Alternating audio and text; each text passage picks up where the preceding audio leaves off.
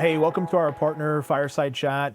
I'm joined today with a good friend of ours, Michael, from one of our great partners in the CX and AI space. I'd love to introduce you all to him, and we'll just have a quick conversation about what you guys do, and more importantly, how that's potentially relevant to the clients that we support. So, Michael, welcome, and Thank you. why don't you introduce yourself? Yeah, hi, I'm Michael Cibeli. I'm VP of Channels at PolyAI, and really excited to be here and tell you a little bit about us and how we can help you help your customers.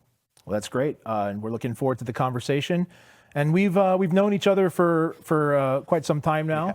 Yeah. So you're somewhat of an industry veteran, and we've all kind of known each other and supported the same sort of customers in the space for kind of a long time now. Yeah, we have.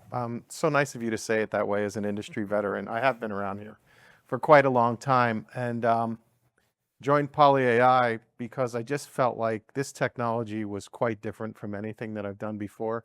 I've been in the contact center, UC, CC space for many, many years, and just saw everything starting to gravitate this way and wanted to get in with a company that I felt had a very unique technology, which I think we do, and we'll talk about a lot of that today.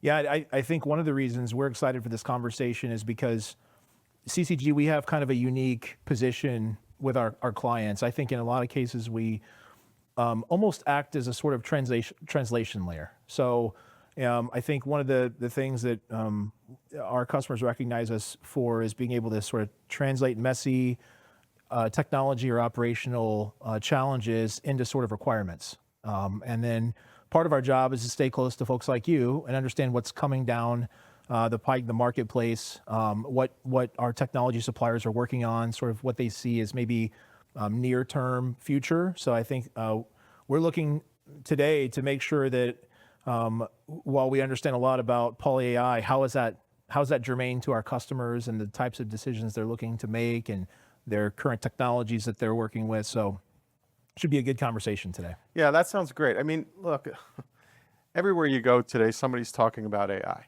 And it means a lot of different things to a lot of people. And we know that you take that on to kind of weed through some of the messiness of how many of us have sprung up over the years, and not that many years, to where it gets difficult to understand who really can do what. Right. And you guys do a really good job of doing that for your customers. And that's why we're excited to be here today to show you why us. Well, and I think let's just dive right into it if you're okay with that. Yeah. So it's something that we have a lot of conversations, to your point, with customers, and AI is a very large umbrella. There's a lot of disciplines and products and technology domains that are sort of subdomains.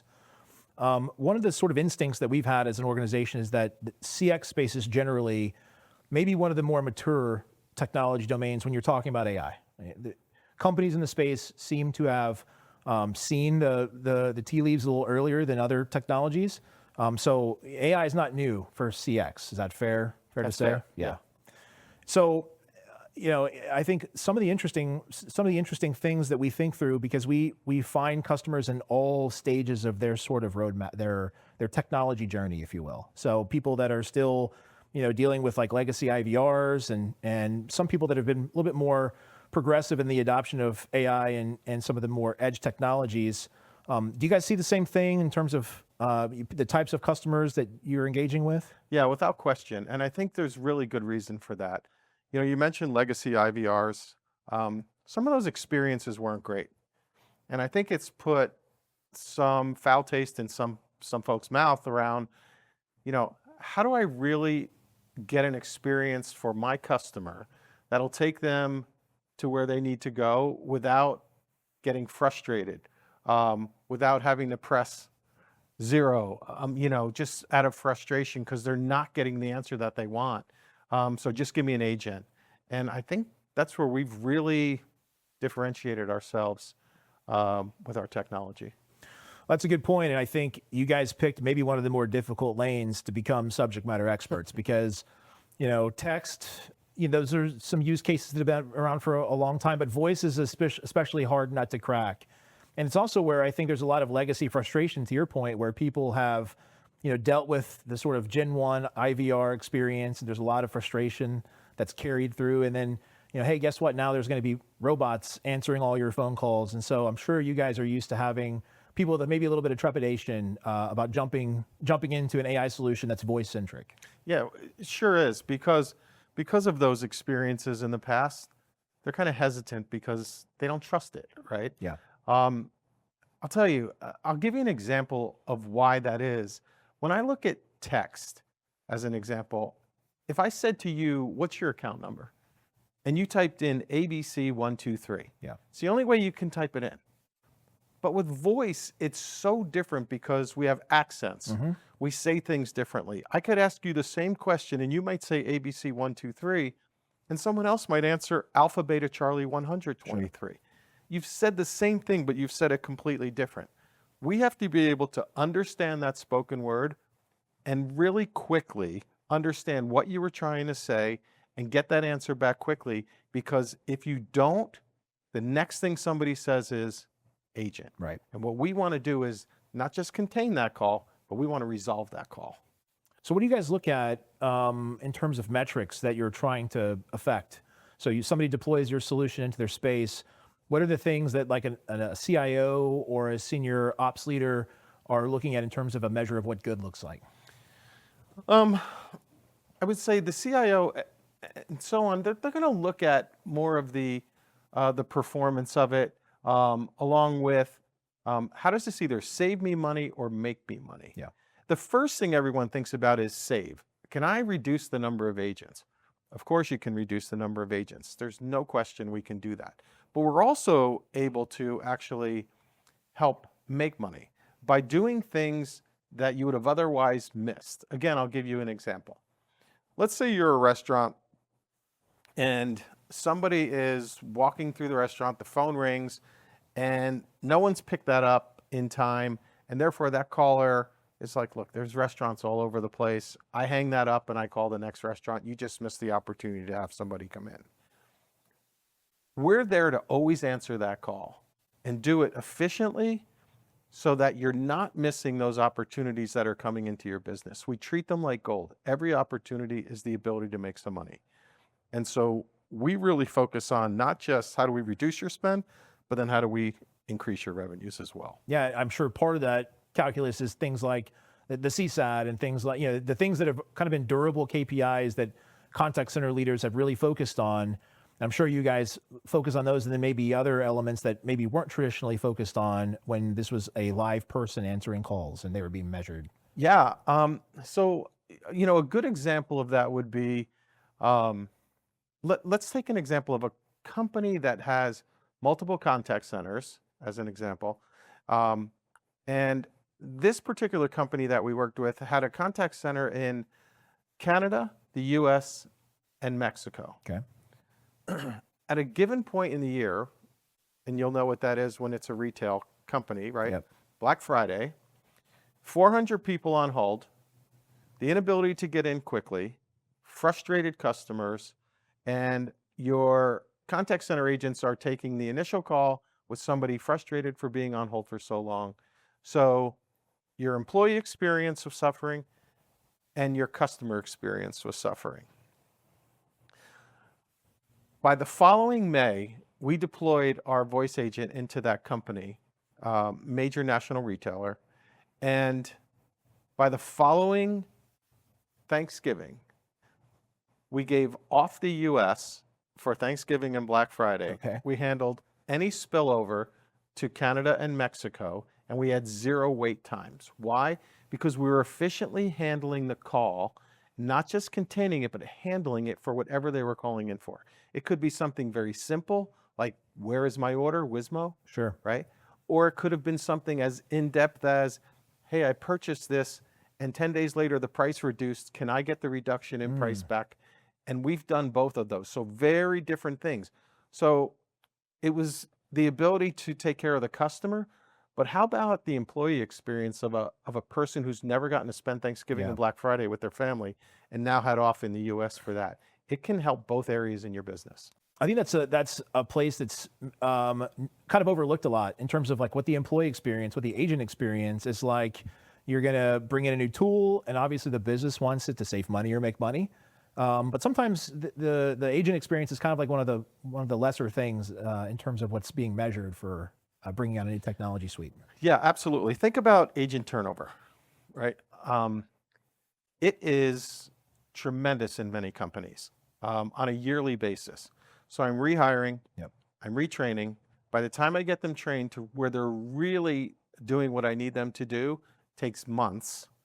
And then comes up at the end of the year and I'm redoing it over and over again. Well, what if I took some of those simple tasks that were repetitive, that came in over and over again, and handled them for you and allowed the agents to be there for something more specific or more critical that you wanted an agent to handle? Maybe it was a little more sensitive and I wanted an agent to handle that. That's what we're trying to do. Yeah, that makes perfect sense. So maybe you'll indulge me a little bit in talking about some of the secret sauce. So there's no shortage of AI solutions out there, and there's no shortage of AI voice solutions out there. Right. So can you walk us through some of the things that are major differentiators for you guys? Yeah. So, where we really hang our hat is we've got control of the complete stack. So we have our own LLM, we have our own ASR, automatic speech recognition, and our own TTS, text to speech, right? Those working in concert with each other allow us to do some really unique things for our customers. When you think about our LLM, it's trained on over 1 billion calls specific to CX, whether those be in specific industry verticals, and not just a generalist, but terms that are specific to a particular industry, medical terms as an example, or things that people are going to say over and over again in CX experiences.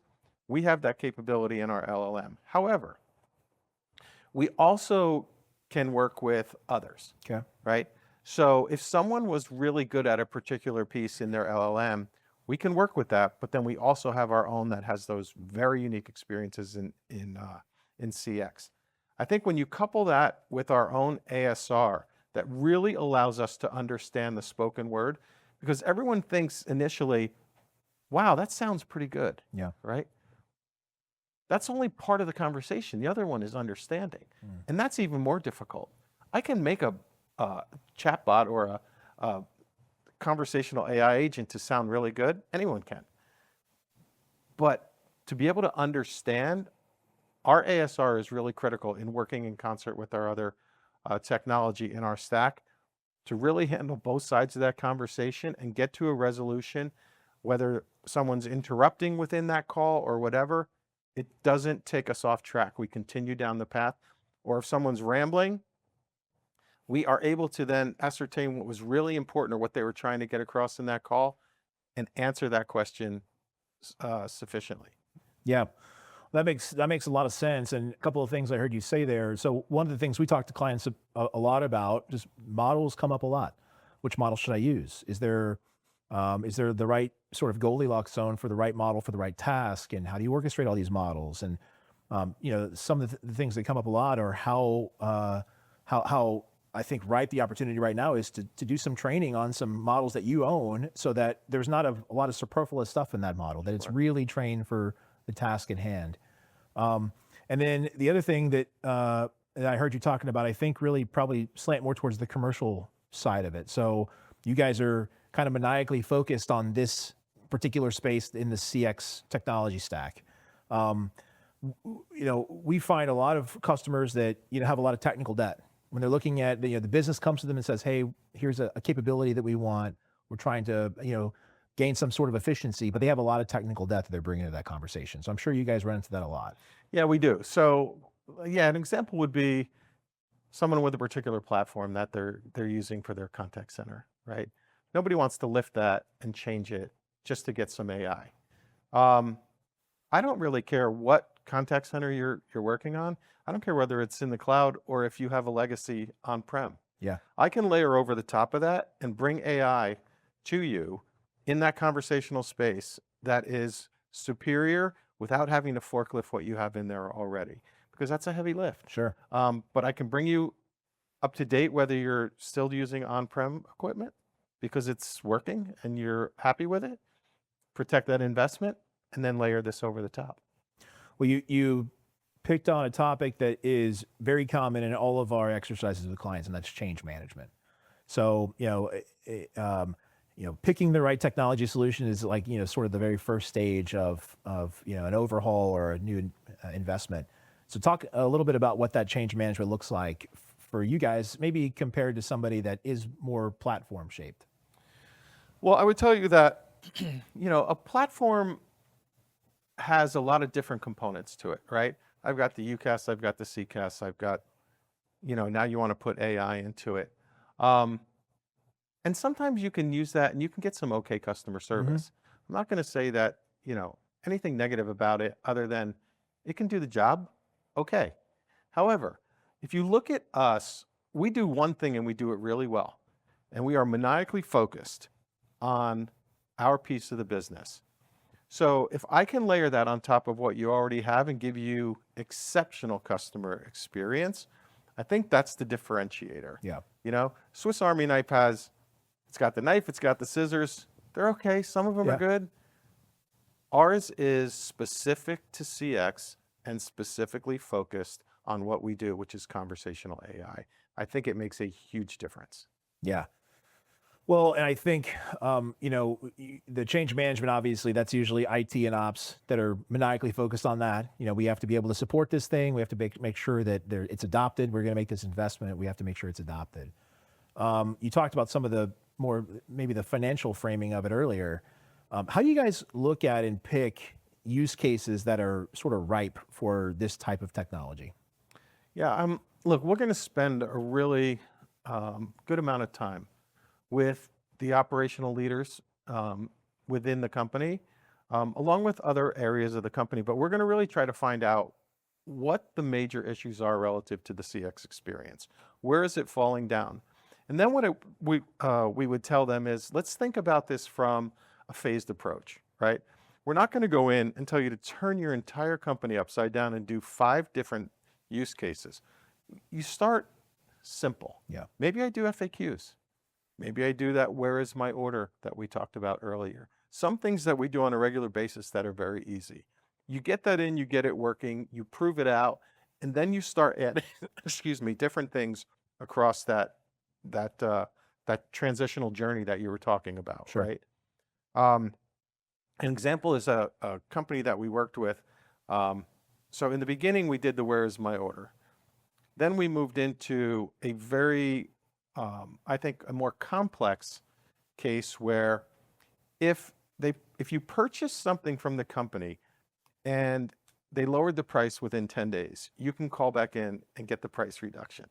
Imagine you're doing that with live people to give customers money back. It was a double whammy for them. The thing about it though, it wasn't a simple use case. That one was more complex because I was working with several back-end systems to look at when was it purchased, how much was it purchased for. I had to build a second cart, look at the two, and their actual agents were going through a 7-step process to do this. So it was taking a long time, and they were processing the returns. We were able to do that all through our back-end systems, hooking in with APIs and doing what we needed to do. And we do that whole transaction for them and it never touches a person. Real difference. So I say start early and start with a more general approach. Sure. FAQs, where's my order? And then you move into more complex as you go down. But you don't try to boil the ocean. Yeah, it needs to be attainable, not kind of aspirational. Yeah, that makes a lot of sense. And you touched on another kind of important topic there, which is I would just call it governance, right? So we want to take advantage of this intelligence that we have and the potential to harness the speed of automation and these things. But a lot of people that are in the buyer's seat have a lot of concerns around governance, compliance, permissioning. So how do you guys think about that sort of layer of the equation? I think being founded in the UK and being under GDPR has enabled us to really function in that space from our inception. So we are very, very focused on compliance issues.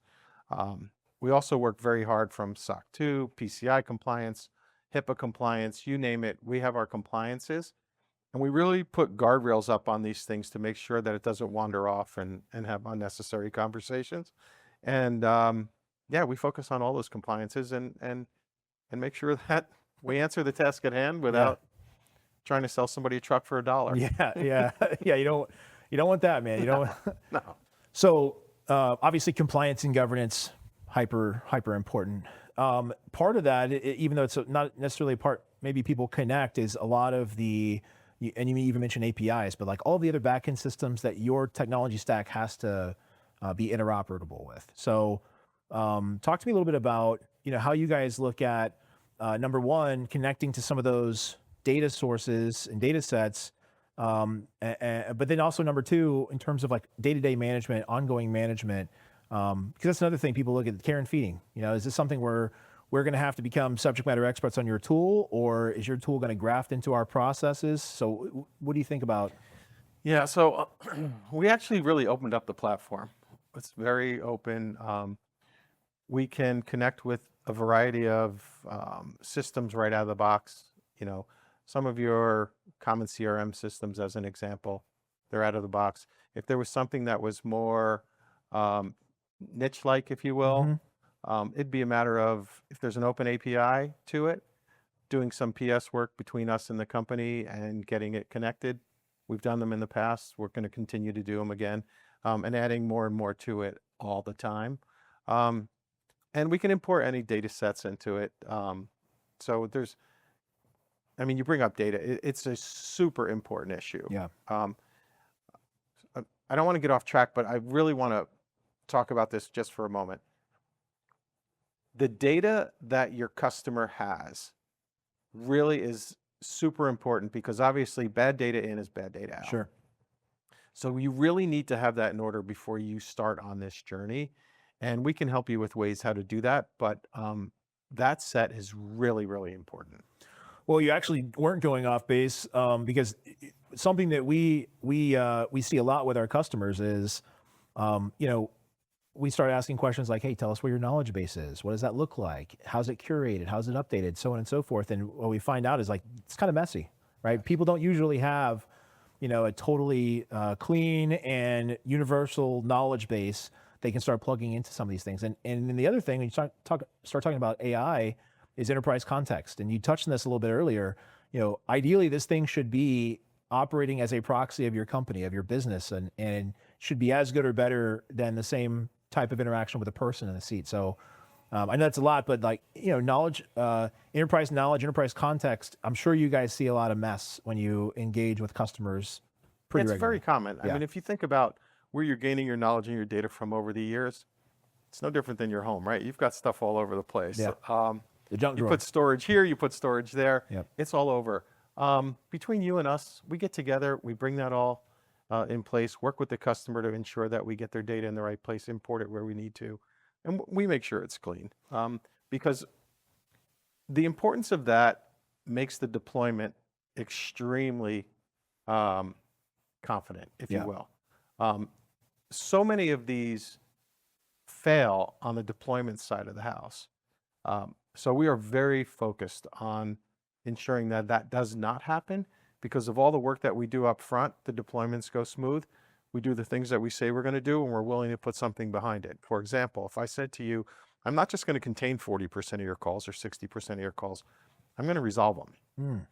We work so hard to make sure that we make that number, and we'll tell you that, and I'll put it in writing if I have to where in that particular use case, we know that we can resolve at this percent, and we work until we tighten that down to that percent. And once we get to it, we don't stop there. These are not a set and forget technology. They continually change. You have to continue to tweak. You have more information that comes in, more questions that come in. How did I handle that one? Is there something I have to change within the system to make sure I can answer that specific question? Yeah. Is there another doctor that just came into the practice whose name is very difficult to pronounce, and therefore I need to train on that particular name? These things happen all the time. A lot of things happen, whether it's outages because of whatever reason. I mean, there's a lot of things that go on in the world now. How do we make sure we can change those? And it's a variety of ways that we allow either you, us, or the customer to make changes quickly and on the fly in their system through a variety of ways, whether a customer is very code intensive and wants to do it in that manner because they have engineers that want to do it that way, or do we do it through our agent studio that allows you to simply tell the system what you want it to do, and it builds it for you and it changes it for you? I'm going to be closed this Friday. We want to change some things in the system that make that announcement or whatever. You can do that on the fly and make changes to your business. So the ops team leader can actually go in there and run the tool and make operational changes. And then their business partner on the dev side can also go in there and make sure that all the things they're developing internally are leveraging the capabilities that you guys are bringing as well. Absolutely. Yeah, that's very cool. And I'll tell you the other thing that I immediately double clicked on that you said was the fact that you guys will actually even talk about, much less back up in writing, resolution versus containment, because everybody's obviously focused on containment. That's where the dollar values come in terms of making sure that you're being cost conscious, right? But the resolution piece is something that you don't hear a whole lot about, that people are actually willing to back that up. I would tell you that your customers should ask about resolution more than they should ask about containment. And I'll tell you why. If I answer your call and I hang up, I contain that call. Yeah. It didn't go anywhere. Yeah. That's containment. Resolution is I handled the call in an agentic way and got the answer to the customer that they needed or solved what they were calling for. That's resolution. That's where it should be focused. Don't be fooled by containment. Focus on resolution. Yeah, managing to the KPI sometimes has a little bit of a little pothole there sometimes. Sometimes it does. Yeah, yeah. Well, I think some of the other things that, and this has been great, by the way, I really appreciated your insight. We love working with you guys. We find ourselves often sort of thinking through the frame of the people that we support. And so that usually chunks into some larger buckets. You have sort of like the IT leader, you have the finance leader, and the operations leader. So maybe if you just indulge me, how do you guys think about catering to those parts of the business with your messaging, your value proposition? How does it look differently to those different business leaders? Yeah, it could be very different. For example, an IT leader can be very focused on the security of the system versus somebody who really just wants to resolve what's going on in the contact center, and so on and so forth. The key is when we work on these particular opportunities, we talk to all of them in parallel so that your answers are going down the path where you don't get to the end and say, okay, we've resolved what you wanted. We can do it for this cost. Yeah. So I get finance involved. I have the operational guys involved. Everything looks good. And IT raises their hands and say, hey man, we've got to do a security check on this thing. And now we've got 2 months to go on a security check. The key is working with all facets of the business at the same time so that there's no surprises at the end, and you can really get this running efficiently for your customer as soon as possible. Which I don't know that it's ever been overtly said that way, but that's probably why we work well with you guys, because we look at that as sort of an institutional, norm ourselves. Because to your point, it's great if IT is really jazzed up about something, but if you haven't started talking to finance or security or what have you, then you're not likely to go very far. But I think the other thing is, when you're talking about CX at large, that's kind of what you have to do to be successful, because CX is one of those things that touches the business very much so. That's like probably the technology stack that all the ops folks are most concentrated on.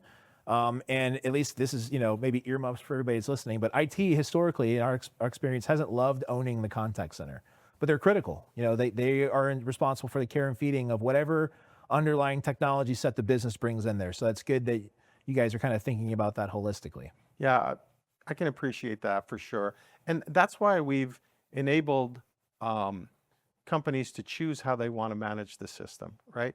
So for those that really want IT still involved, and if the IT is a code-intensive IT company, they can do it that way, right? We also have Agent Design Kit that allows it to be done more simply. There's a lot of different things that we can do to ensure that we're meeting the customer where they want to be met. Because we believe in the philosophy of, if I don't handle things the way you want, you're going to find somebody who does. Sure.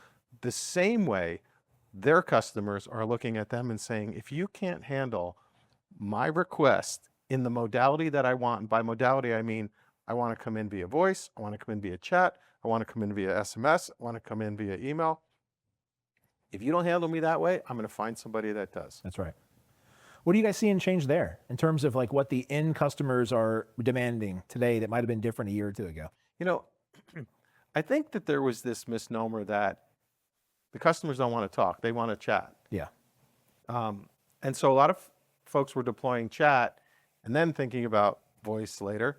What we're finding is customers still want to talk. And again, it's the most difficult one to do right.